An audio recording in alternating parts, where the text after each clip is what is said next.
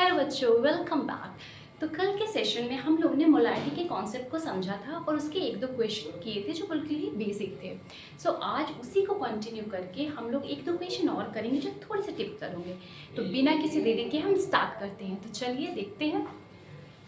The very first question is 11.11 gram of urea, that is formula क्या urea का, NH2CuNH2 was dissolved in 100 grams of water.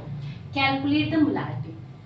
Question ये कह रहा है कि आपको यूरिया जो सॉल्यूट है हमारा वो कितने ग्राम डिसॉल्व किया गया है वो गिवन है, और कितने ग्राम ऑफ सॉल्वेंट में वो डिसॉल्व है, दैट इज वाटर, वो गिवन है।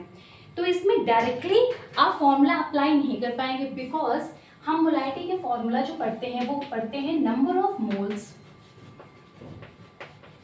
Of solute upon litre of solution, ये पढ़ते हैं।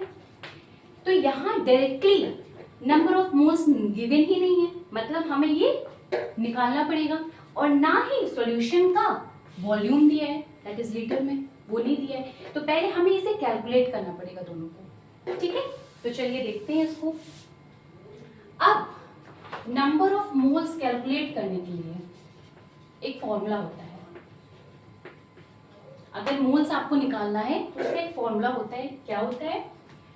गिवन मास, किसी जिस चीज का आपको नंबर ऑफ मोल्स निकालना हो उसका क्वेश्चन में जो गिवन मास दिया हो वो अपॉन उसका molecular mass, given mass upon molecular mass, ठीक है। गिवन मास तो आपको दिया है 11.11 ग्राम, ठीक है। जो मॉलिक्यूलर मास होता है वो हमारे फॉर्मूले से निकलता है। फॉर्मूला क्या है यूरिया का? NH2CuNH2, ठीक है। ये फॉर्मूला है यूरिया का। यहां से हम मॉलिक्यूलर मास का निकालेंगे। कैसे निकालेंगे? बहुत इजी होता है, आप लोग जानते होंगे, नहीं जानते तो आज जान लीजिए। N दो N है, N इज हाइड्रोजन, इसका कितना होता है? 14 होता है एटॉमिक मास, ये तो आप लोग लर्निंग किए होंगे। 14 इंटू, क्योंकि दो N है, कितने मॉलिक्यूल है इसके या कितने एटम इसके? दो हैं, तो 2 से इंटू, प्लस हाइड्रोजन देखिए इधर 2 है इधर 2 है, हाइड्रोजन कितना होता है?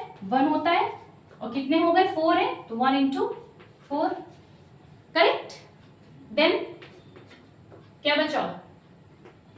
C एंड O, C का कितना होता है? 12, और C एक ही है तो plus 12, plus O is 16 plus 16, correct. सारे एटॉमिक मास, जितने सबके एटॉमिक मास होते हैं उनको ऐड करना है, और ये भी देखना है कि नंबर ऑफ एटम्स कितने हैं। जैसे N2 है तो 2 से इंटू भी करना पड़ेगा, ठीक है, ठीक है। इसको आप सॉल्व कर लीजिए, एंड सॉल्व करने के बाद ये कितना आता है टोटल? ये आ जाएगा आपका 60, ठीक है। आ गया हमारे पास नंबर ऑफ मोल्स निकालने के लिए ये गिवन मास भी दिया है और मोलिकुलर मास हमने निकाल लिया। अब इसको डिवाइड कर दीजिए।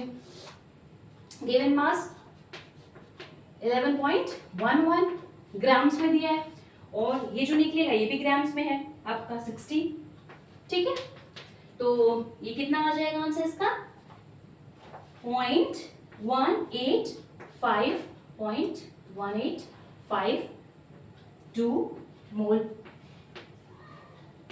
मोल्स, ठीक है, या मोल, ठीक है।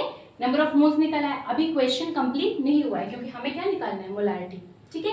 क्लियर है इतना? सबसे पहले हमें नंबर ऑफ मोल्स निकालना था, उसका फॉर्मूला है given mass upon molecular mass. Given mass तो आपको दिया ही रहेगा क्वेश्चन में। मॉलिक्यूलर मास के लिए हमें क्या चाहिए? सॉल्यूट का फॉर्मूला। तो सॉल्यूट का फॉर्मूला हमारे पास है यूरिया का, NH2CuNH2। तो इसका सबका एटॉमिक मास को ऐड कर दीजिए एंड टोटल जितना आता है वो लिख दीजिए, ठीक है। उसके बाद इन दोनों को आपस में क्या कर दीजिए? डिवाइड कर दीजिए, आपका नंबर ऑफ मोल्स आ जाएगा। लेट मी इरेज इट, जगह नहीं है, ठीक है। ये आ गया आपका, इधर आप कर देती हूँ, ठीक है। हमारे पास ये मोल्स आ गया। अब देखिए हम मोलारिटी पढ़ते हैं नंबर ऑफ मोल्स, ये तो आ गया हमारा, और नीचे होता है volume of solution, correct. Solution का वॉल्यूम होता है। बट हियर हमको वॉल्यूम भी नहीं दिया है, क्या दिया है इसकी जगह 100 ग्राम्स ऑफ वाटर। क्या दिया है 100 ग्राम्स ऑफ वाटर दिया है। दैट मीन्स कि जो 100 ग्राम है वो क्या है, मास है, मास ऑफ सॉल्वेंट दिया है हमें 100 ग्राम, करेक्ट। 100 ग्राम हमको क्या दिया, मास दिया है, वॉल्यूम नहीं दिया है। तो वॉल्यूम हम निकाल सकते हैं कैसे, डेंसिटी के फॉर्मूले से। डेंसिटी क्या होता है, density is equal to mass by volume. Density is equal to mass by volume, ये होता है, ठीक है। हमें निकालना क्या है, वॉल्यूम निकालना है। तो वॉल्यूम क्या होगा, मास अपॉन डेंसिटी, ये फॉर्मूला बनेगा क्योंकि हमें वॉल्यूम निकालना है, ठीक है। Mass is given 100 grams of water दिया है, एंड डेंसिटी कितनी होती है वाटर की, ये तो लर्न होगा, 1 होती है अगर हम ग्राम में जाए तो, ठीक है, और 1000 होती है अगर हम केजी में जाते हैं तो कितना आ जाएगा आपका 100 ml में आएगा क्योंकि ग्राम में है, ठीक है। तो अगर इसको हम कन्वर्ट करेंगे तो 0.1 लीटर, क्योंकि हमें वॉल्यूम जो है वो लीटर में चाहिए होता है, ठीक है। तो 0.1 लीटर आ गया हमारा। अब देखिए वॉल्यूम भी हमें आ गया, ठीक है। अब जस्ट मोलैरिटी क्या होती है, molarity is equal to number of moles. Number of moles कितने आए थे, 0.1852, करेक्ट। एंड वॉल्यूम कितना आ गया 0.1। तो ये कितना आ जाएगा, ये आ जाएगा आपके पास, पॉइंटर शिफ्ट हो जाएगा 1.852 एम, और या तो मोल पर लीटर, ठीक है, करेक्ट। ओके, एक क्वेश्चन हम और करते हैं।